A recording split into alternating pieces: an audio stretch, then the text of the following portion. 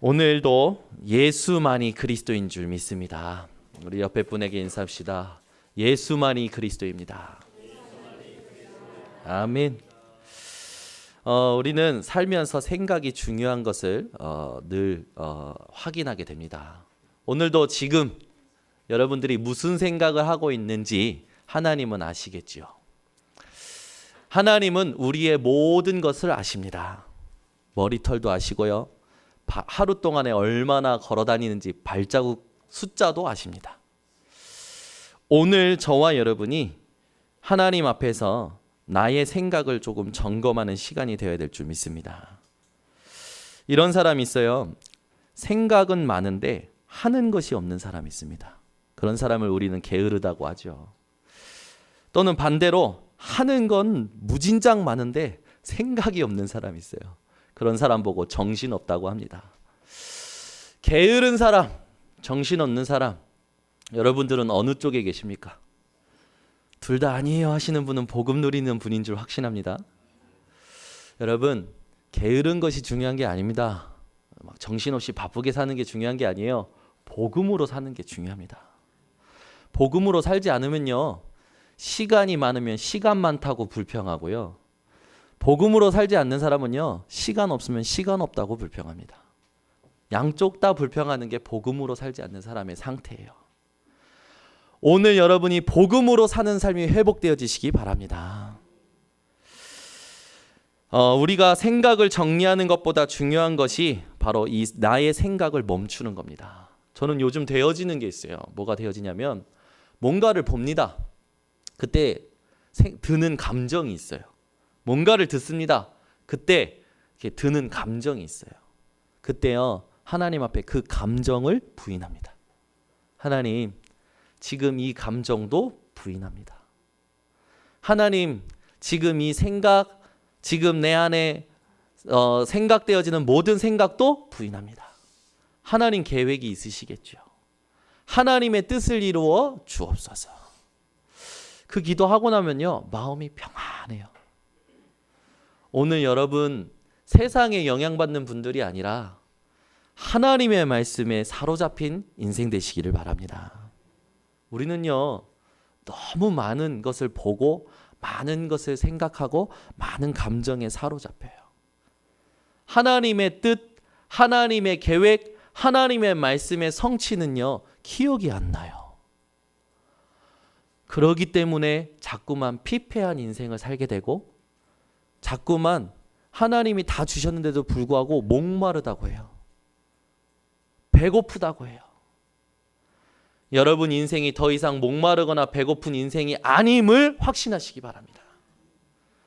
오늘도 지금 여러분들이 가지고 있는 생각과 마음속에 담고 있는 감정들 부인하시기 바랍니다.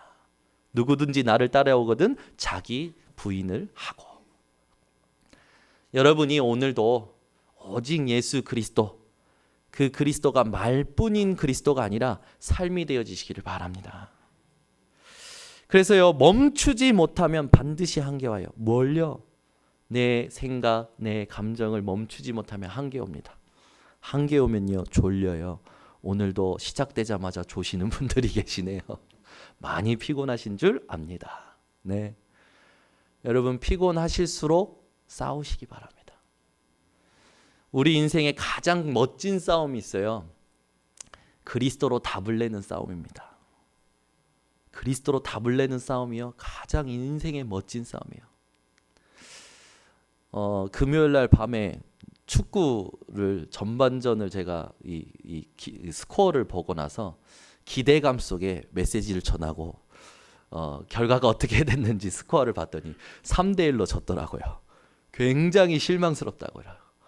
예전에 2002년에 막 역전승했던 것을 기대했었는데 막 실망스럽더라고요. 여러분, 지다가 이기는 경기 보면 굉장히 재밌고 막 짜릿하지 않습니까? 안 되다가 역전하는 인생 보면 굉장히 감동 있지 않습니까? 그런 승리도 멋지지만 인생에 가장 멋진 승리가 있어요. 여러분 내면 속에 그리스도로 답을 내는 싸움이 가장 멋진 싸움입니다. 이게 안 되면요, 자꾸 뭔가 이유를 가지고 사람을 헐뜯어요. 뭔가 이유와 목적을 가지고 핑계를 댑니다. 여러분, 하나님이 뭔가를 하시고자 하시는 거예요. 내가 하면 안 돼요. 하나님이 하실 때까지 기다려야 돼요. 근데 우리는요, 생각을 합니다. 감정이 듭니다.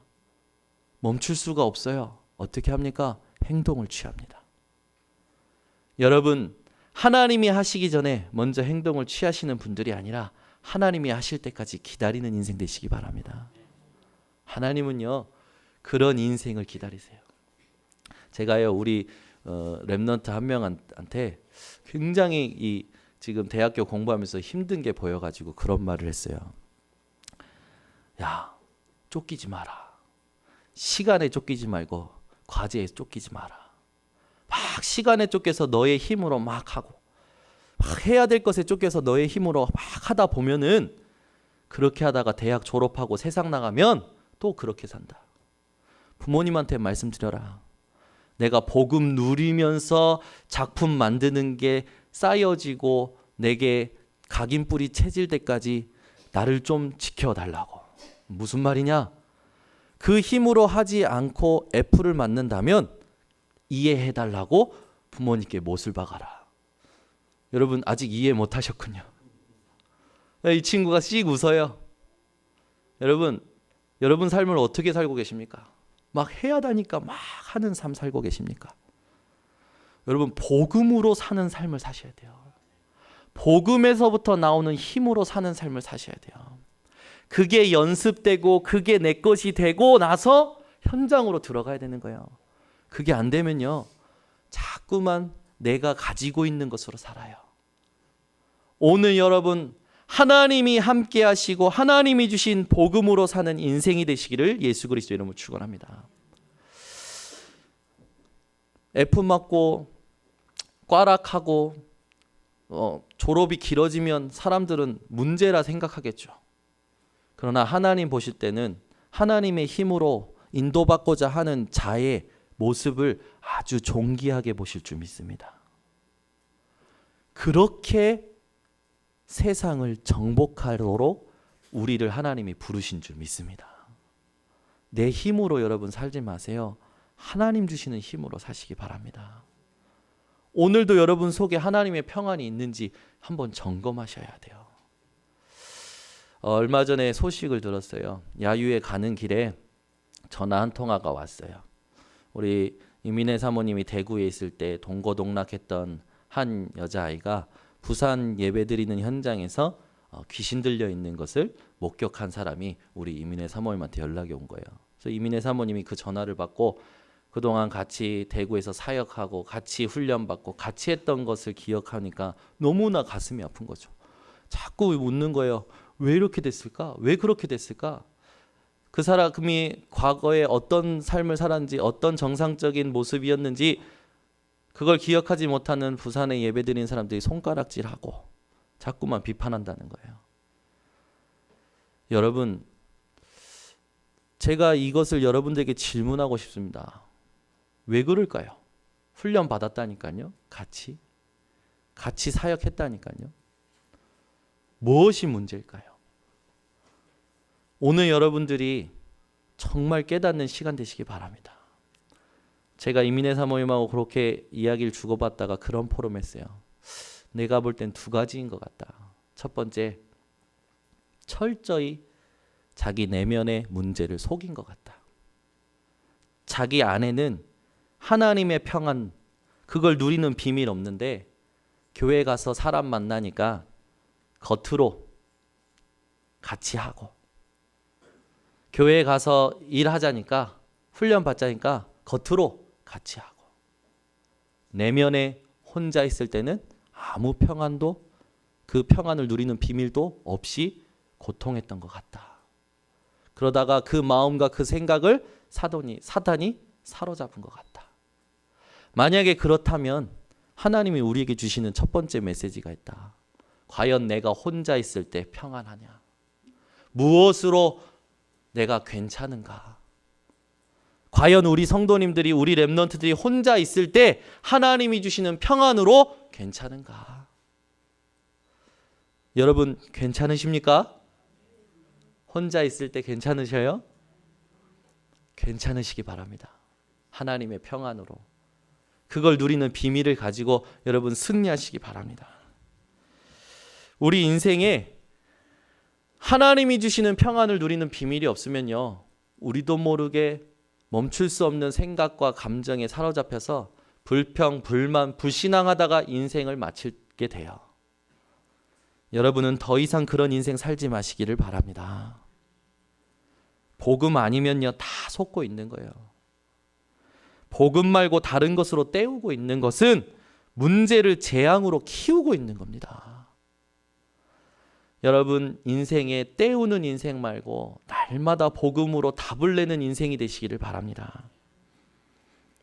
우리가 문제를 만납니다. 사건을 만납니다. 해결하는 방법이 뭘까요? 우리에게 해결하는 최선의 방법은 그리스도인 줄 믿습니다. 또한 우리가 해결하는 최후의 방법도 그리스도인 줄 믿습니다. 믿는 자에게 방법이란 최선도 최후도 그리스도인 줄 믿습니다. 여러분 인생 사실 때에 인생에 사는 모든 방법이 최선도 최후도 첫 번째도 마지막도 그리스도가 되는 인생 되시기를 바랍니다. 그래서 우리가 깨달아야 돼요.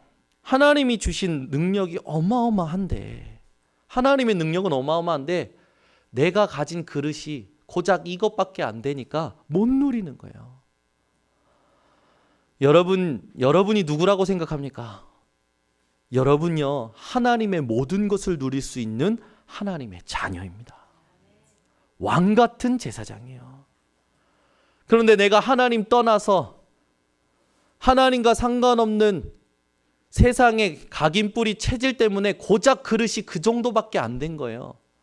오늘 여러분 하나님 떠나 세상에서 각인뿌리 체질된 그 그릇을 깨어버리시기 바랍니다. 그래서 저는요, 작년부터 되어지는 게 감사한 게 있어요. 뭐가 딱 보인다. 문제 아니다. 하나님 계획이 반드시 있다. 하나님 자꾸만 저것을 문제로 인식하고 저것을 해결하고자 하는 내 인간적인 생각을 하나님께서 다스려 주시옵소서. 하나님 내 감정도 부인합니다. 하나님이 하시는 것을 볼 수 있는 집중의 힘을 내게 회복시켜 주시옵소서. 오늘 여러분 진짜 깨닫고 누리시는 이 예배가 되시기 바랍니다. 생각을 멈출 수 있는 힘이 없으니까 요즘요 사람들이 명상에 빠져요. 얼마 전에 제가 TV를 하나 봤는데 TV의 한 프로그램에 한 게스트가 나와서 그런 말을 하더라고요. 교회를 가도 죄인이라 그러고 불교에 가도 업보가 많다 그러고 그래서 나는 죄인답게 살려고요. 혹시 감동받으셨습니까? 그 사람이요, 자기는 여기 가도 죄인 저기 가도 죄인, 그래서 죄인답게 살고자 한대요. 하루하루 속죄하는 마음으로. 여러분 우리에게 속죄할 수 있는 비밀과 힘이 있다고 생각하십니까? 이사야 64장 6절에 보니까요, 우리는 다 더러운 옷과 같다고 그랬어요.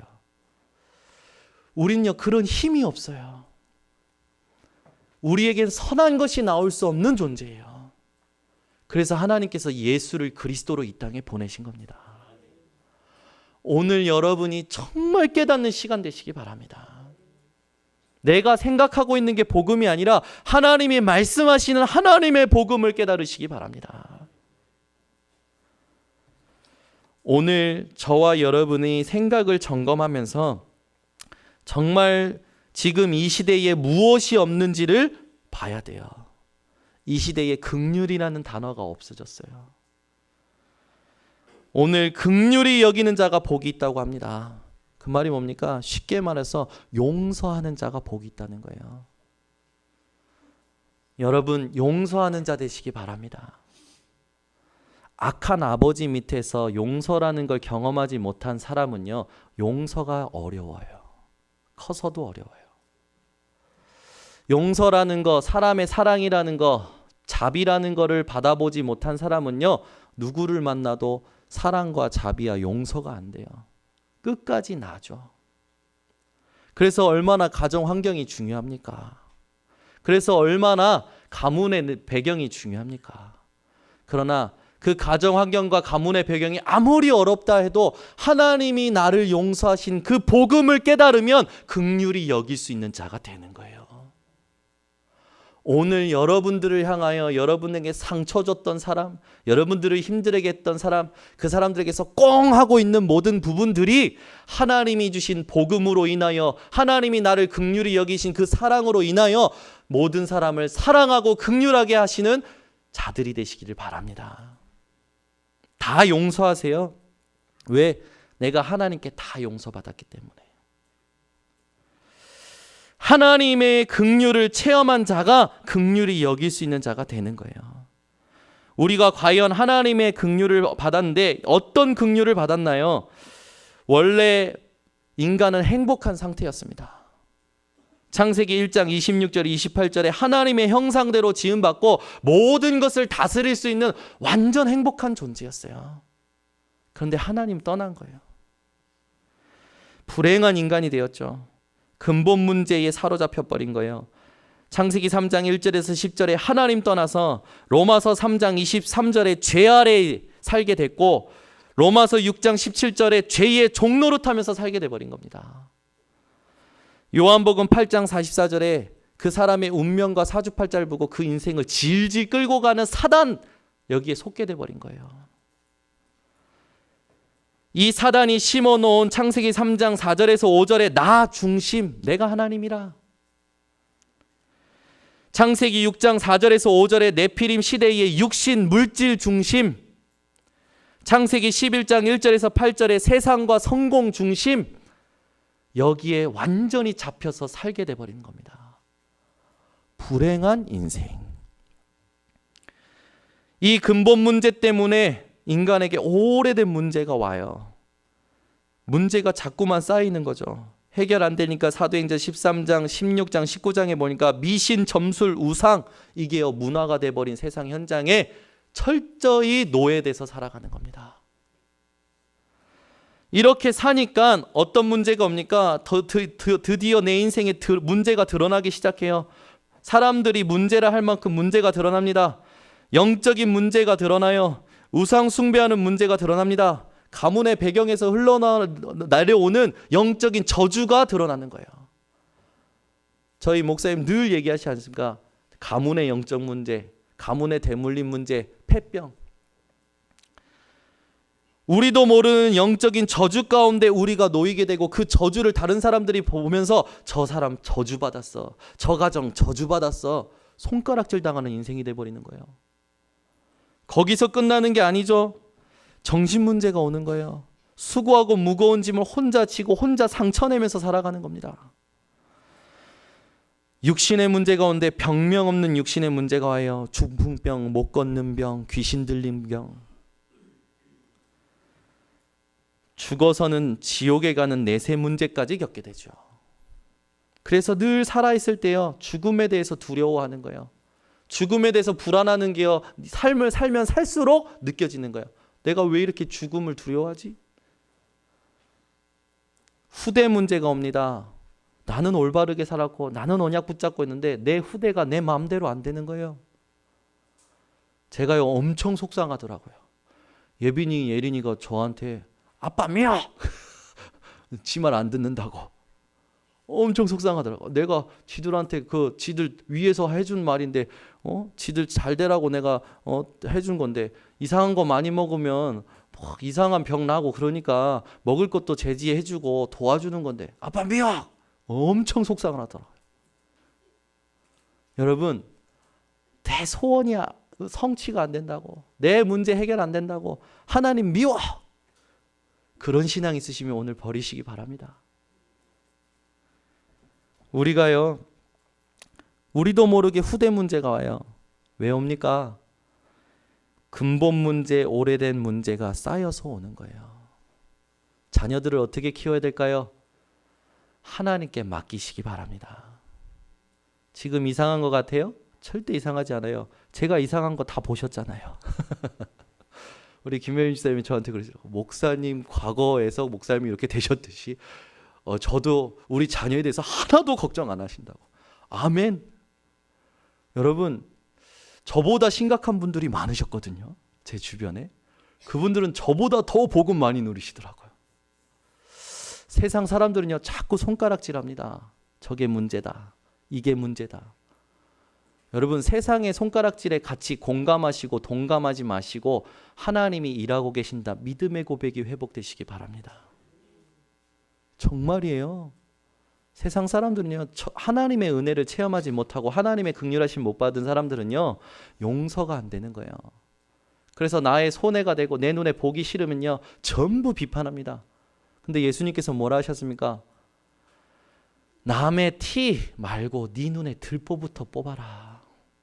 어찌 그렇게 내가 꼿꼿하게 서가지고 끝까지 내가 생각한 것이 맞아야 그게 관철이 돼야 속이 시원한 인생들. 얼마나 불쌍한 인생입니까? 심리학적인 단어로 내재적인 사람이 아니라 외재적인 사람이죠. 겉으로만 바뀌는 척하고 속으로 안 바뀌는 사람들. 얼마나 심각한 영적인 문제에 시달릴까요? 본인이 더 잘 알 거예요. 오늘 여러분, 불행한 인간의 상태에 놓여 있지 마시고 오늘 하나님의 은혜를 바라보시기 바랍니다. 인간이요, 여기서 헤어나와 보려고 조금 깨어있는 사람들이요, 열심히 살아요. 선행 봉사합니다. 안 돼요. 열심 선행으로 구원 얻는 게 절대 아니에요. 종교 찾아봅니다. 안 돼요. 종교가 뭡니까? 금요일날 밤에요, 예배 끝나고 나서요, 한 랩런트가요, 목사님 여기 잠깐만 내려와 주세요 그러더라고요. 아, 네가 올라와, 내려와 주세요 그러더라고요. 왜? 아, 잠깐만 내려와 주세요. 그래서 못 이기는 척하고 내려갔어요. 내려갔더니 여기 복지, 우리 여기 노인복지 그 앞에서 한 5명이 담배를 같이 피고 있는 거예요. 전부 다 청소년. 17살. 왜 불렀나 싶었더니 걔네 보자마자 답이 생겼어요. 아, 복음 전해달라고? 알았어. 그래서 만나서요, 이제 이야기해요. 이런저런 얘기하다가 순복음교회 다닌대요. 여기 순복음 부평성전 다닌다고 그러고 또 어디 교회 다닌다고 그러고, 제가 그래서 물어봤어요. 구원의 확신 있냐 했더니 있다고. 어느 날 기도하는데 누가 이렇게 와서 자기 만졌다고. 그래서 야, 그럴 수 있는데 말씀으로 하나님을 만나야 돼. 또 어떤 친구는 구원의 확신이 있대요. 왜? 증거가 뭐야? 이유가 뭐야? 했더니 요즘 맨날 좋은 일이 일어난대요. 여러분, 혹시 그런 신앙의 상태이십니까? 아니겠죠. 그래서 얘기해 줬어요. 복음과 종교의 차이가 뭔지, 복음이 뭔지. 이 친구들한테 구원의 확신 다시 심어줬어요. 예수가 누구인지 정확히 얘기했어요. 이 친구들이 처음에는 반발감 가지고 막 지네들이 아는 거 막 얘기해요. 질문할수록, 제가 말할수록 아주 순한 양이 되고요. 눈이 똥랑똥랑 해가지고요, 다 들어요. 정확하게 들어요. 여러분, 우리가 정말 하나님의 은혜로 구원받은 사실에 감사하시기 바랍니다. 종교로 구원받는 게 아니에요. 막 종교 헤매는 사람들이 있죠. 다른 이로서는 구원 얻을 수 없나니 천하 사람 중에 구원 얻을 만한 다른 이름을 우리에게 주신 적이 없음이니라. 사도행전 4장 12절의 말씀 늘 가지고 복음과 종교의 차이를 이야기해 줄 수 있는 증인들 되시기 바랍니다. 많은 사람들이 공부 많이 하고 지식이 많은 사람들 앞에 굉장히 두려워하더라고요. 근데 제가 진짜 복음이 부딪힌 날부터 지식 많은 사람이 두렵지 않고요, 오히려 담대해요. 교수실 문을요, 대학 현장 가서요, 펑펑 두들기고요, 열고 들어갑니다. 교수님, 예수님 아십니까? 예수님 안 돼요. 그런 분들 좀 계시더라고요. 예수가 그리스도라는 사실 모르시는 분이 더 많더라고요. 여러분, 세상의 지식 앞에 두려워하거나 부러워하거나 우러러보거나 하지 마시기 바랍니다. 예수 그리스도가 이 땅의 가장 고상한 지식인 줄 믿으시기 바랍니다. 바울은요, 세상의 모든 학문을 통달했던 사람이에요. 최고 학자 밑에서 최고 제자였어요. 그럼 바울이 골로새 2장 8절에 뭐라고 합니까? 누가 헛된 속임수와 철학으로 너희를 사로잡을까 주의하라. 철학은 하나님의 것이 아니고 세상의 초등학문이라.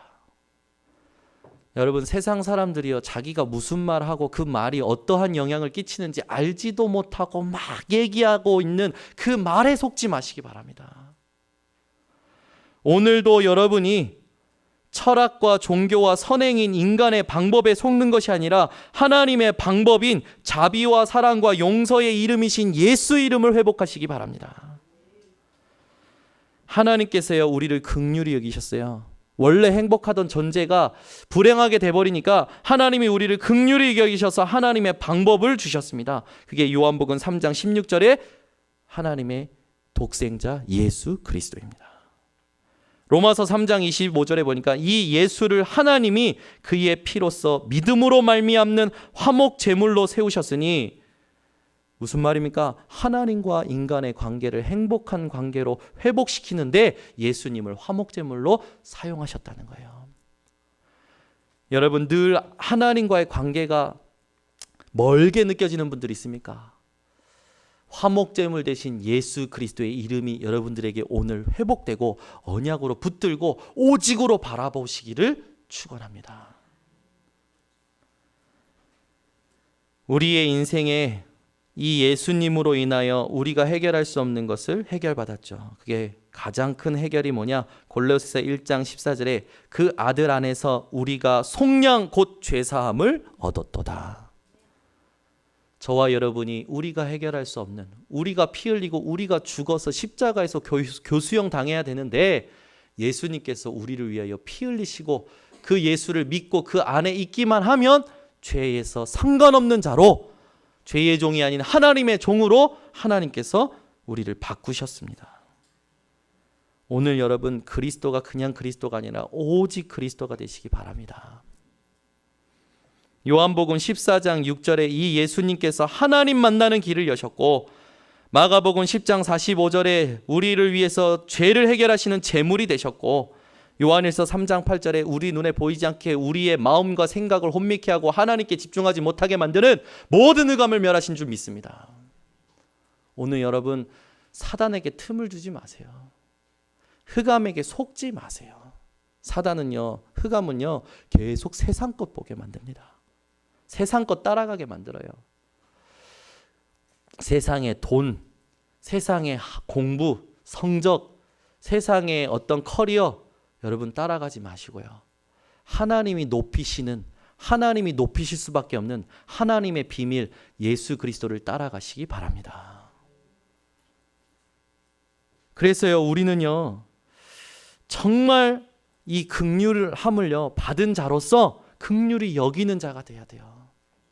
이 긍휼히 여기는 자의 굉장히 온전한 실천을 하신 분이 있죠. 그분이 손양원 목사님 아니십니까? 자기 아들을 죽인 살인자를 아들 삼았어요.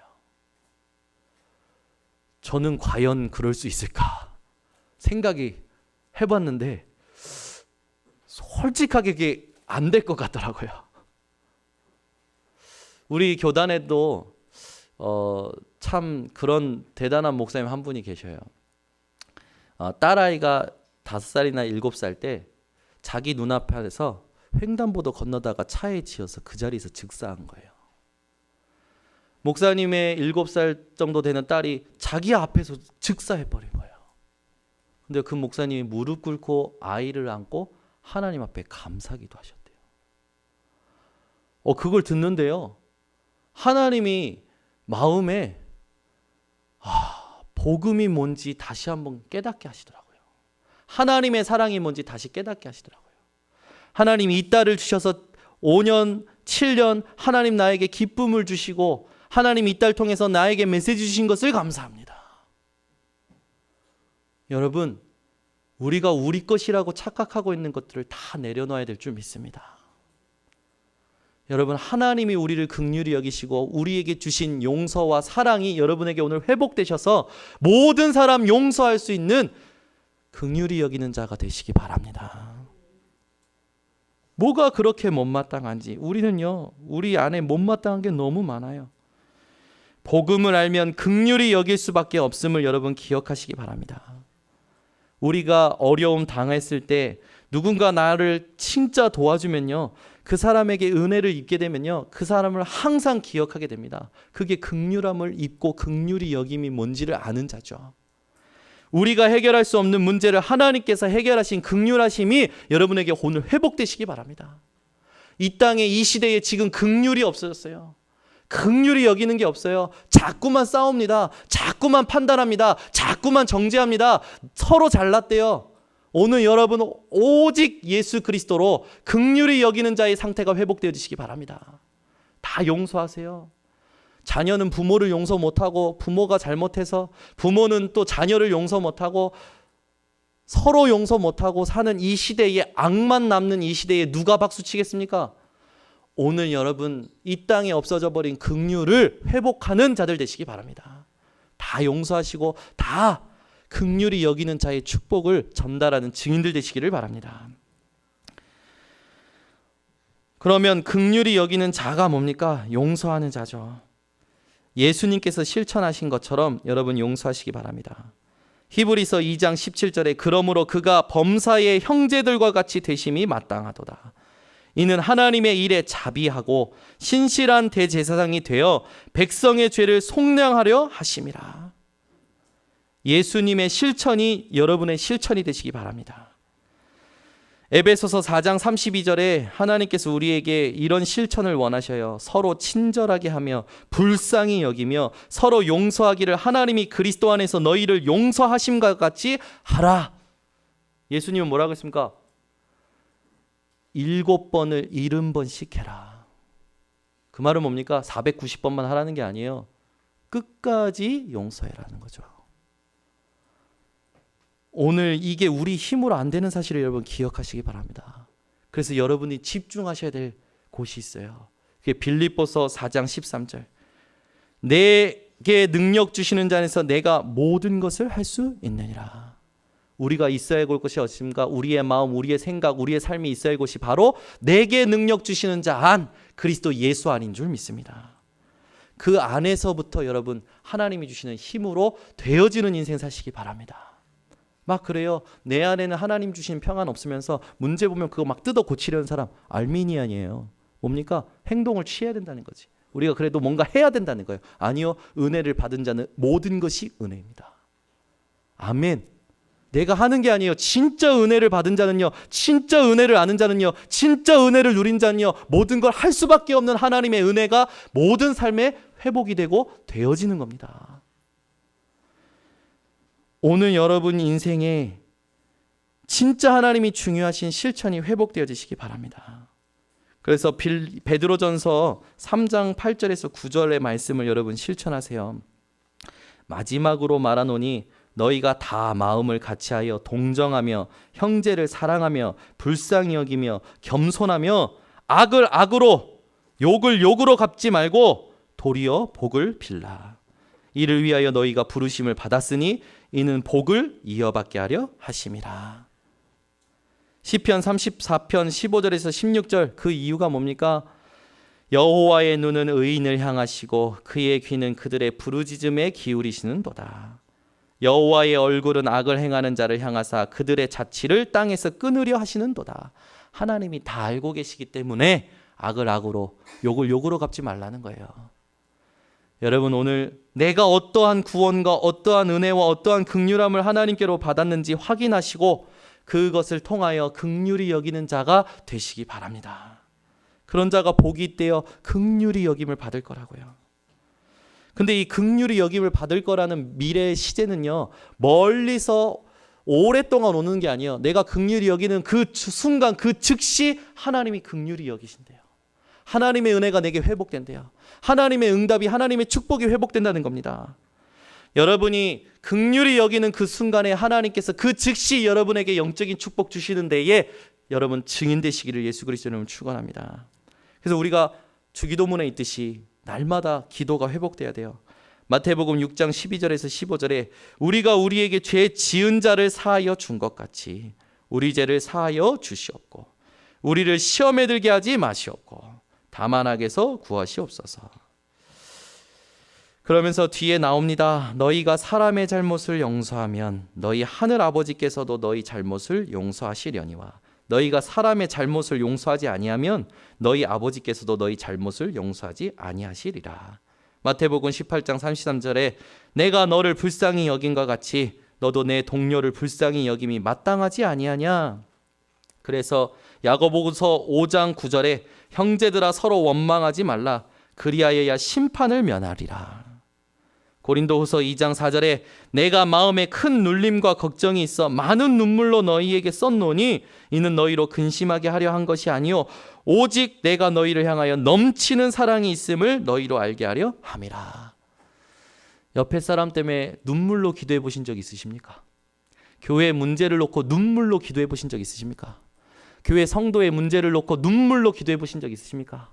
내 가정에 있는 사람의 고통을 보고 눈물로 기도해 보신 적 있으십니까? 오늘 여러분 하나님의 긍휼을 받은 분들로서 하나님이 원하시는 기도가 회복되시기 바랍니다. 예전에 우리 교회에 계셨던 전도사님이 암투병 할 때 두 딸이 전혀 기도 안 했었거든요. 어머니 암투병 하시니까 밤낮으로 와서 기도하더라고요. 그거에 잘못된 기도입니까? 올바른 기도입니까? 아니요. 하나님 앞에 하나님의 사랑을 놓고 긍휼히 여기는 마음으로 기도하는 건요, 하나님이 응답하십니다. 그래서 긍휼이라는 단어를 보면요, 여러분 이런 단어더라고요. 원래 행복한 상태를 회복시켜주고자 하는 마음이래요. 하나님은요, 우리의 원래 행복했던 그 상태를 회복시키고자 그냥 마음을 품은 게 아니라 괴로운 마음으로 모든 것을 준비하신 겁니다. 오늘 여러분이 모든 것 회복시키시는 하나님의 긍휼하신 마음을 회복하는 인생 되시기를 예수 그리스도 이름으로 축원합니다. 그래서 우리가요 237개 나라를 놓고 긍휼한 마음을 품어야 돼요. 또 내 주변에 복음 모르는 자들 놓고요 긍휼한 마음을 품어야 돼요. 우린요 돈이 없으면 억울해요. 자꾸 나를 힘들게 하면 억울해요. 여러분 복음 못 누리는 것 때문에 억울해 하시기 바랍니다. 아멘이 한 분밖에 없으신데 오늘 제가 왜 이렇게 조용하냐? 너무 중요하기 때문에 그래요. 긍휼을 모르면요 여러분 안 바뀝니다. 하나님의 긍휼을 모르면요 절대 신앙생활 쉽지 않습니다. 긍휼을 아는 자가 기도가 되는 사람이에요. 긍휼을 아는 자가 사람을 살리는 겁니다. 여러분이 오늘도 하나님이 원하시는 이 복음의 삶이 정말 회복되어지시기 바랍니다. 우리가요 이 하나님의 긍휼을 모르면요 자꾸 상처에 붙잡혀서요. 그 상처에 붙잡혀서 뭔가 배우기 시작하죠. 상처에 붙잡힌 배움은요 반드시 과시용 교만이 됩니다. 사람을 살리는 지식이 되지 않아요. 여러분이 열등감 속에서 배운 배움이 아니라 복음으로 시작된 배움이 회복되시기 바랍니다. 복음으로 시작된 일이 회복되시기 바랍니다. 그래야 다 살리게 돼요. 사람들이요 열등감 속에서 뭔가 배우고 뭔가 가지고 뭔가 쌓아갑니다. 반드시 교만이 됩니다. 성경의 교만은 패망의 선봉이라고 했죠. 여러분 멸망당하는 인생이 아니라 망하는 인생이 아니라 하나님께서 이미 그리스도로 완전 승리하고 완전 성공한 인생으로 여러분들을 보장하신 사실을 믿고 세상의 그릇된 사고방식에 속지 마시고 휘둘리지 마시고 하나님이 원하시는 시작이 회복되어지시기 바랍니다. 여러분 우리가 사람을 가려서 살려야 됩니까? 이 사람은 내 기준에 맞으니까 살리고 어느 정도 됐으니까 나랑 맞으니까 살리고 이 사람은 상식 이하니까 좀 두고 보고 아니요 여러분 복음은요 다 살리는 겁니다. 내 상식과 내 기준에 맞지 않는다 하더라도 복음의 기준에 맞기 때문에 다 살리는 거예요. 그래서 복음에 여러분 집중하시기 바랍니다. 그게 여러분들이 세 가지를 매일 집중하셔야 돼요. 첫 번째 복음 이해 이걸 하시기 바랍니다. 복음 이해라는 게 뭡니까? 하나님의 말씀을 묵상해야 돼요. 하나님의 뜻이 무엇인지 끝까지 묵상하시기 바랍니다. 두 번째 집중입니다. 복음을 적용하셔야 돼요. 대부분 성도님들이 적용을 못하죠. 말씀 들을 때만 잠깐이고 가면은 또 나로 삽니다. 세상에 각인뿔이 체질된 나로 사는 것이 아니라 언약의 말씀을 기억하는 자로 사시기 바랍니다. 여러분 이제 복음을 누리는 자로 사시기 바랍니다. 그래서 쉬지 말고 기도하시는 인생 되시기를 바랍니다. 성령인도 받지 않는 인생은요, 허무한 인생으로 끝나기 때문에 여러분 게으르거나 정신없거나 하는 허무한 인생이 아니라 성령인도 있는 인생이 되어지시길 예수 그리스도 이름으로 축원합니다. 그래서 우리는요, 싸우지 않고 경쟁하지 않고 말하지 않고 승리하는 삶을 회복해야 돼요. 그게 뭡니까? 하나님이 나를 복이라 하신 언약의 말씀 붙들고 나가도 복 들어와도 복이 되는 복의 근원의 증인이 되어야 될 줄 믿습니다. 그래서 우리는 어느 곳에 있든지 간에 긍휼히 여기는 자의 축복을 기억하고 긍휼히 여기는 자로 살아가야 될 줄 믿습니다. 기도하겠습니다. 하나님 아버지 감사합니다. 이 땅에 없어진 긍휼을, 이 땅에 없어진 용서, 하나님 우리 번성교회 모든 성도들이 회복할 수 있도록 복음을 하나님 붙들어 주시옵소서. 복음의 사람이 되고 복음으로 사는 자들이 되게 하셔서 하나님이 하시는 것을 볼 수 있는 기다리는 자들이 되게 하여 주시옵소서. 우리가 먼저 뭔가를 하는 것이 아니라 하나님이 하실 때까지 하나님이 하시는 것을 보며 하나님의 이끄시는 인생 되도록 하나님 축복하여 주시옵소서. 이것을 놓고 나를 멈추는 예배의 시간이 회복되어지기 원하오니 하나님 다스려 주시옵소서. 예수 그리스도의 이름으로 기도드립니다. 아멘.